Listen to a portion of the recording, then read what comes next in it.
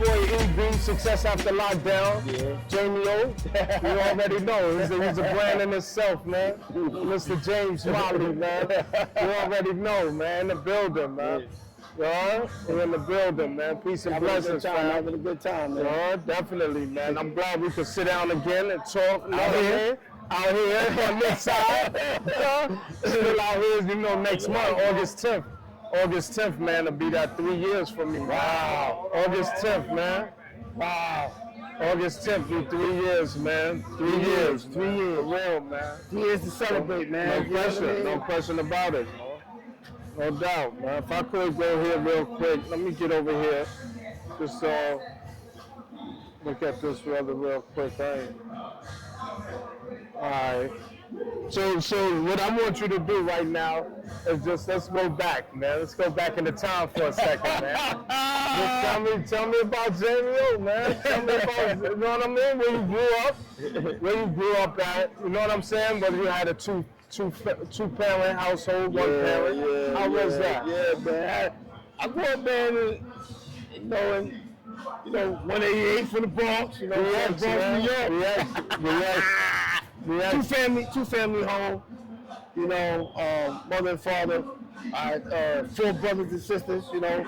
I'm the second oldest. I'm the oldest male. Absolutely. You know what I'm saying? My father just passed away last year. But God bless his soul. I love him to death, you know what I'm saying? And, you know, it was all right. Peace and blessings, Mr. Definitely a strict. That's right, Mr. Motley. Peace and blessings. Yeah, man, but yeah, basically, it's definitely a strict household. You know what I'm saying? I grew up in a strict household, God-fearing household as well.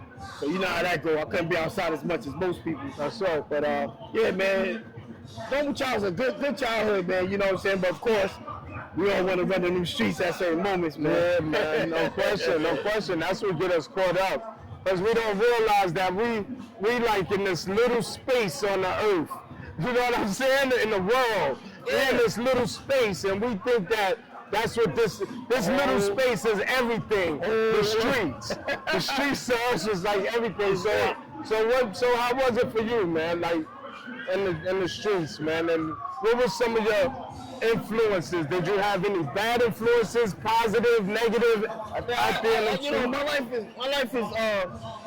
it was on two sides. Like I grew up in the church. You know, I was a musician there, played the drums, played basketball, had influences, my cousins and everything was there for my life. And then in the hood was a totally different life, you know what I'm saying? Like the excitement, the fun, being in the street, that rebellious attitude. So it's conflicting on the two, you know. Sometimes, you know, you undecided where you want to go in your childhood, you know what I mean? Yeah. You don't know what you want to do, and your options you feel is limited, you know what I'm saying? Not understanding how, you know what I'm saying, how to find answers for both and find that common ground. So the influence, you know what I'm saying, people in the street, you know, you had the drug dealers, you know what I'm saying? They was fly, they had all the girls, you know what I'm saying? But you know, it was good, you know what I'm saying? There was the people that was living, you know, my moms ain't have it like that where she could buy me what I wanted all the time. Yeah, man. So, you know what I'm saying? You wanted that fast life, and you know what I'm saying? And then in the church as well, like my cousins, it was fly too. So you know what I'm saying? When I wasn't getting the new Playboys or the Britishes, you know what I'm saying? I felt compelled to get that later on. You know what I'm saying? That was a build up. I didn't want to wait for mom. Absolutely. So, you know what I'm saying? So that always in me, that go get it attitude. You know, that go get it attitude was always in me. So I can say it was both, you know what I mean? And then one took over eventually, as we all know, and then one fell short, you know? No question. So what was that about, man? Like going through that system, man? For you, man, was there any time in the prison system that you had that, you know, that transition to go through from boy to man? You know what I mean? Where you like, yo, enough is enough, man. I'm done with this. No, it's amazing that you talk about that because I just was telling my wife, you know what I'm saying? It took me like at least 5 or 6 years for me to really get it. That's right. You know what I'm saying? Really 5 or 6 years to really understand. One of the pivotal moments was, I remember being in a dorm, 120 people in this one dorm after going through MAC, and people arguing over TV. And then it clicked to me like, if you go home, you can watch any show you want to. Yeah. And I'm like, what that made me realize was like, yo, I'm really institutionalized because I was really worrying about what's on that TV. Yeah. And I forgot all these years that if I go home, I can get my own chair, my own TV, watch what I want to watch. So that was like an aha moment for me. Then another aha moment was when the police told me, you know what I'm saying? He told me, yo, James, you know, my son gonna have a job because your son, he gonna be watching your son when he come through. So those little things really woke me up to understand, like, yo, this is a system, and they winning, you know what I'm saying, based on my lack of knowledge, my lack of maturity, my mistakes. That's right. He was, you know what I'm saying, will take advantage of you and your weaknesses if you don't clear them up and you don't mature. You know, you compelled to come back, but not only you come back, your children is coming back. Absolutely. You know what I'm saying? So they just counted me, you know what I'm saying, to lose. I refuse to lose. No question. So you know that last time you was in prison, man. Do you remember that time you came home and how you felt and what you thought about doing when you did come home? Man, when I came home, man. I know it was a long time ago. No. I remember like it was yesterday. I've been out here 20-some years. I remember like it's yesterday. That's right. You know what I'm saying? I was sweating crazy from when I got off the bus. You know, they tell you $40, man, next bill on you. You know what I'm saying? Yeah, absolutely. You know, I got home. I didn't want nobody to pick me up. I wanted to take the bus. I wanted that experience. Came home from, you know, Bear Hill Correctional Facility, which we know is close to Canada. And I never forget that ride. When I got there, I was all right. I was good. But when I got in Penn Station, man, I started sweating crazy. You know what I'm saying? Yeah. And I was nervous, you know, but I never forget the expression, you know, on my mom's face and my brother's face. They was all at the ready for me. And they were so happy. I think they was more happy than me, and I was happy. You know what I'm saying? Yeah. But I was basically, in a way, like, I know I can't let them down. Yeah. I was in that mindset, like, I want them to always feel like this about me. I never want them to feel like, you know, it was a relief for them, but it was also a feeling for me to be like, I cannot let them go. I can't let them down. I can't let them down. I can't put them through that again. It became about family first, you know. And so, you know, that's also take on another nervousness because, you know, after that, the next day, you think about the next day, what you got to do. Yeah, absolutely. You know? No question about it. So I knew that I had to really step it up. I knew I had to do. I had plans and goals about what I was going to do when I came home, but, you know, it's nothing like being in the moment. You know what I'm saying? Yeah. Things happen. Like, I'll give you an example real quick. We have all these plans and goals, but we forgetting that we got to pay for metro cards. We got to have clothes every day. We got to have money. We got to have food. We got to prepare for seasons. Yeah. You know what I'm saying? We got these goals, but those little tangible things have to get taken care of too. So I had to adjust. Absolutely. You know what I'm saying? Adjust to that. No question, man. And a good adjustment you did. I like to say that a lot of times, a lot of brothers like us, we come home and we don't have that preparation in us. So we don't really know, you know what I'm saying? We come home and we lost. Yes, sir. You know what I'm saying? Yes. So I think that preparation is key. And you know, I see you put that work in. You put that work in within yourself, man, to prepare yourself, man, to come at home and staying home. Yeah. And not only staying home now, because you staying home and you're giving back to your community all over, not just in New York State, you're giving back to your communities in all other states too. Man. So that's what's, you know what I mean? That's what's appreciated. Yeah. And people acknowledge that. You know what I'm saying? And not enough people in society see that. See those individuals like yourself and like myself, formerly incarcerated, that's home and that's giving back to the community.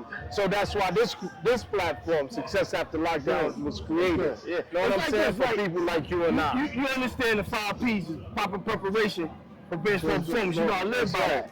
You know what I'm saying? Because there's a certain point where you got to understand when you're in that position, I'm not that. And let me give you an example. Like, there was a lot of situations where I had to be like something I really wasn't. Yeah. You know what I'm saying? Because of the environment. But you have to really get to a point where you're like, I'm not that. That's right. That way, when you come out here, you be like, yo, that's not me. That wasn't who I was. That's and right. you have to get back into character to understand, like, it's easy to put it on, it's hard to take it off, but you got to work through the preparation of taking that mask off and then taking on another mask. That's You know right. what I'm saying? Be who you really are. Absolutely. You don't have to do certain things. And so I got into a place where I had to recondition my mindset. Yeah. To be like, yo, You know what I'm saying? You don't have to put that face on no more. It's that serious. That's right. And then you start to make the transformation, and then people start to say stuff like, yo, I would never thought you was incarcerated. You know what I'm saying? It's not that I'm trying to live it behind, but it's like that's a good expression. Because what does that look like? Somebody that's incarcerated. You feel That's me? right. You know what I mean? That's right. Understanding that mindset is like, all right, now I wanna build off that. Yeah. I wanna build off that, but I also wanna take the face off of a negative aspect that everybody that come from prison is negative and looking to do evil and harm. That's right. You know what I'm saying? Absolutely. There's people that did transform their life and transform their mindset and worked hard and transform. Now we say change, it's not change. Transform is internal. That's to right. realize where we went wrong internally, to reflect like, you know what? Wow, I'm transformed by the renewing of my mind. That's right. We take because I that knew what happened. self-introspection of ourselves. And then perspective like, oh, that's what happened. I had to reflect on it. Yo, listen, That's right. it's not that bad. You know what I That's mean? right. And we have to really push forth who we really meant to be. No question. And sometimes we wear masks and we never get to the point where who we really meant to be. Yeah. You know? So what's Jamie O doing? What James are doing now? Like what Mr. Motley doing? What Mr. Motley doing now? You know what I'm saying? Jamie O died. I mean, you know, right now, man, I've gave back to my society. I feel like I always gave back. The first thing I had to do is honestly, this is one of the first things I had to do when I came home, and I'm gonna tell you how I built from there. The first thing I had to do when I came home was apologize to all the people I hurt. Very important. Internally. Very important. And understand like you was meant to be there. Absolutely. You was meant to be in that situation because you knew better and you still did wrong. So I had to make my wrongs right. You know what I'm saying? By apologizing and apologizing internally, not going to them, you know, first say, but internally like, yo, man, you know, I'm sorry, and feeling from the heart that I'm apologizing for the people I hurt and harmed because I was in an immature mindset. Absolutely. That's the first thing. When I did that, I started to understand that those things opened up doors for me because I was able to humble myself to a place where I'm like, now that I feel like I did wrong, now I feel like I can go out and be who I'm meant to be. Yeah. You know, and so the first thing I did was, you know, I worked with my friend, I worked with a friend of mine down south. You know what I'm saying? Then after that, I worked at the Fortune Society, did presentations, love what I did there. HIV prevention. They worked at the Lower East Side Harm Reduction Center, directed there, and then from there became an entrepreneur bodybuilder.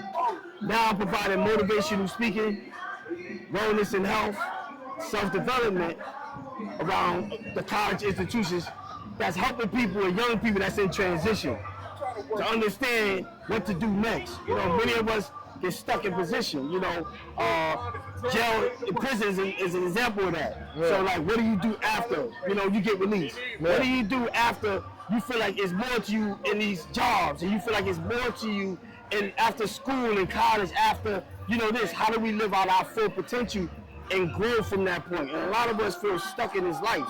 You know what I'm saying? So I was incarcerated physically, but I wasn't incarcerated mentally. So how do we free others mentally? So that's what I started doing, freeing other people mentally, to show them that, you know what, it's just not here. You know what I'm saying? Don't get stuck in the current situation. Push yourself to the next level. Push yourself to the next, to your fullest potential. You know what I'm saying? Your needs is also reaching your fullest potential. You know what I mean? And so I'm giving that back to the youth. Giving that back to the people that feel like there's no way out, you know what I mean, and giving them the opportunity. Not people that just in a bad situation, but people that feel like, you know what, I'm in a good situation, but I want to move forward. Yeah, no question. I want more. No question. It's one thing I always said to myself too, right? I always did this. This was a practice that I did. And I did it exclusively to women, first and foremost, was when I was younger, growing up in prison. I used to tell myself, any woman that I come into contact with, I apologize for my actions in society and my contribution to hurting my community. So everybody, I don't care what woman I ran into that I talked to on a one-on-one level, I apologize to them. You know what I'm saying? I apologize to them. Well, let them know that it's a camera, because some of them don't know that it's a camera. So I know. Look, pardon me for a second. Yeah. See, they won't know. If you like that, they won't see you. So I'm just trying to get out the confusion because there's gonna be a lot of confusion. You know what I mean? So anyway, like I said, that you know what I'm saying. What I did was I took that time, and so that's what I do now. Since being released in 2020, I don't care what female I come across. If you have any type of communication with me where I'm telling you my story or we talking or communicating, conversating with each other, I apologize to them. That catches a lot of them off guard, but I explain where my apology is coming from and why am I apologizing, and they always thank me. You know what I'm saying? So I appreciate that message that you sent. You know what I'm saying? With people having to get into themselves and just apologize to themselves first and foremost. Understanding that you taking full accountability for your past, man, and for your future. You know what I'm saying? For shaping and molding your future now. And so with that said, man, I appreciate you, James. You already know, man. You already know. Nothing but love. It's all growth and maturity. You know, I like what Socrates said. He said, a man that knows everything knows nothing. A man that thinks he knows, we know nothing at all. You know, and it's forever growth. It's all growth and development. And so when we get into a place where we forgive us, we also humbling ourselves so we don't get out of character or go back to that. Because that stuff is still dormant, it's there, and we never want it to rise in the wrong places. I'm not saying anger or violence, but I'm saying we never want things to rise up where we get other than ourselves. That's right, absolutely. So I appreciate you, man. I appreciate man. I appreciate all the great work you're doing, man. I'm here for you, whatever, man. I really look at, there is success after lockdown. No question, no question. You're a prime example, you know what I mean? So get the peoples where they can reach you, how they can contact you, what you doing, where you at on YouTube. So you can reach me, James L. Motley, www.jameslmotley.com. You know what I'm saying? If you need, any youth speaking, somebody to come speak to the youth, I do high schools and colleges. Or if you just need your organization, somebody that's going to uplift your organization, motivate them, look me up. You can look on my website, I have testimonials there. You can also go to my Instagram, James L. Motley. At Instagram, James L. Motley 010 at Instagram. And YouTube is J Motley 010 at YouTube. Absolutely. Look me up. No question, just look them up, man. And look, listen, man, we're going to have another interview with the brother on Success After Lockdown, man, where we go into the podcast, man, and appreciate you, man. And listen, you can follow us, YouTube, Spotify, Anchor, Apple Music, Facebook, Instagram, TikTok, at successafterlockdown@gmail.com. You already know, man. Peace and blessings, man. We out, man.